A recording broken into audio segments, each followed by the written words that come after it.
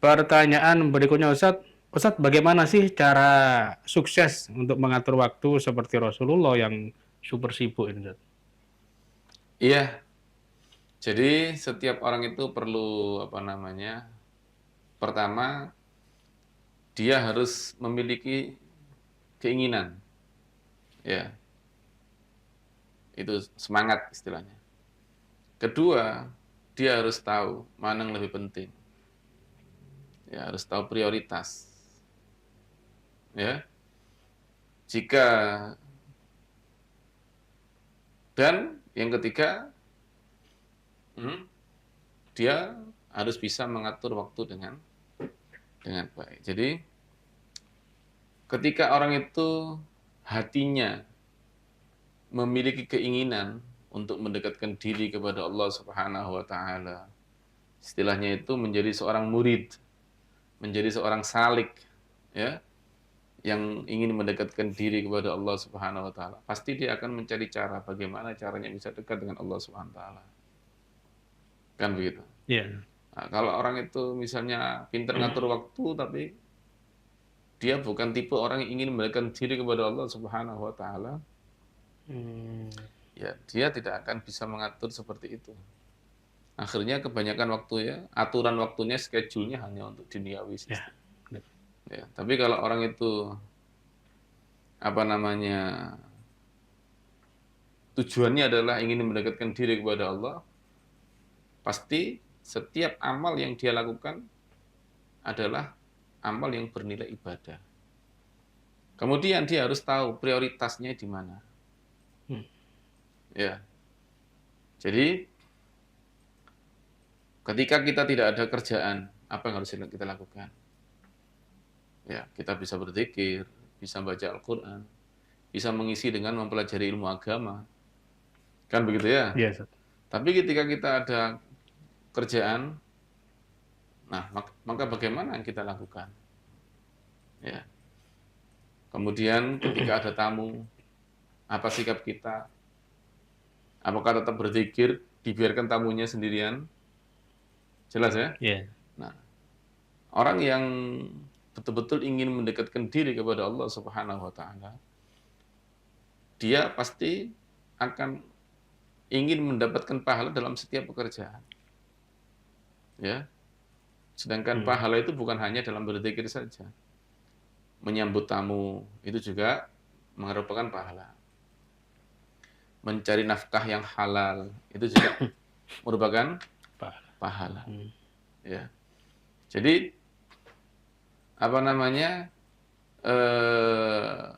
hal-hal yang berhubungan dengan hubungan antara manusia dengan Allah dan hubungan antara manusia dengan manusia, Hmm. itu semuanya di situ adalah ladang-ladang pahala, ya. Bukan cuma antara manusia dengan Allah saja, ibadah, sholat, Ya. baca Al-Quran tidak, tapi bermuamalah dengan manusia itu juga ladang Pahala. pahala, terutama dengan keluarga dekat kita, dengan istri dan anak kita. Jika kita bisa melakukannya dengan baik dan benar. Hmm. Ya, melakukannya dengan baik dan benar, dengan cara yang mendidik, dengan menjaga hati, dengan apa namanya, mengajari mana yang baik, mana yang benar, kalau ada yang salah, Iya. ya, memberitahu bahwa ini kalau ada yang salah dari keluarga ini salah, ini tidak baik, kamu seharusnya begini. Paham ya? Iya. Bil hikmah wal mau'izatil hasanah. Yang pasti Allah tidak suka dengan orang yang apa? Yang nganggur, Hmm. ya, yang mengisi waktunya dengan kekosongan. Ya. Nganggur-nganggur cuma nonton TV, tiduran, kerjanya itu aja ya. Tiduran, nonton TV, tidur. Hal-hal yang nganggur, yang kosong, itu Allah tidak Iya. suka. Ya. Tapi isilah waktu tadi itu, ya kalau kita membaca kitab Hidayatul Hidayahnya Imam Ghazali, dari subuh itu sudah wirid, zikir, zikir, zikir, zikir. Nanti setelah itu sholat isyraq, ya. Kemudian sholat duha. Kemudian kalau ada pekerjaan, monggo, duniawi, silakan. Kalau tidak, Jangan sampai nganggur. Yang paling afdal adalah mencari ilmu agama. Kalau tidak bisa, khidmat kepada orang yang mencari ilmu agama. Atau khidmat kepada orang yang mengajarkan ilmu agama. Jelas ya? Ya, Pokoknya jangan sampai nganggur. nganggur. Hmm. Atau mencari dunia tidak apa-apa. Jadi ada keuntungan dunia daripada tidak ada keuntungan sama sekali. Iya. Jelas ya? Iya. Sampai misalnya duhur diisi dengan sholat duhur. Ya. Kalau mau istirahat, istirahatnya sebelum duhur. Kalau versi Al-Imamul Ghazali, jam 11, jam 10 itu tidur siang. Hmm. Itu bagus. Ya, untuk membantu apa? Membantu nanti bangun malam. Kalau tidak bangun malam, percuma tidur siang. Tidak usah tidur siang. Wah. Ya. Dikatakan orang yang tidur siang tapi tidak bangun malam itu seperti orang sahur tapi tidak puasa. Tidur siang cocok, bangun malam enggak. Ya, itu sama seperti orang yang sahur Nggak puasa. tapi tidak puasa. Ya percuma sia-sia. Buat apa tidur siang kalau memang enggak buat apa namanya? Enggak bangun malam. Tujuannya tidur siang itu untuk bangun malam. Hmm.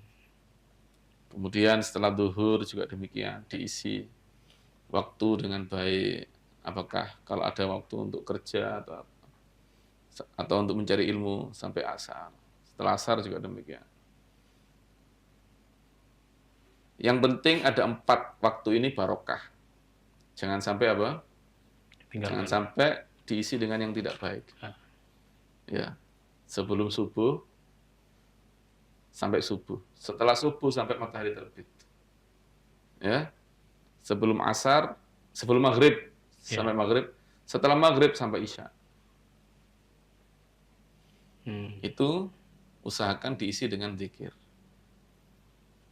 Maka insya Allah waktu kita menjadi berkah. Walaupun kita sibuk dengan dunia, dengan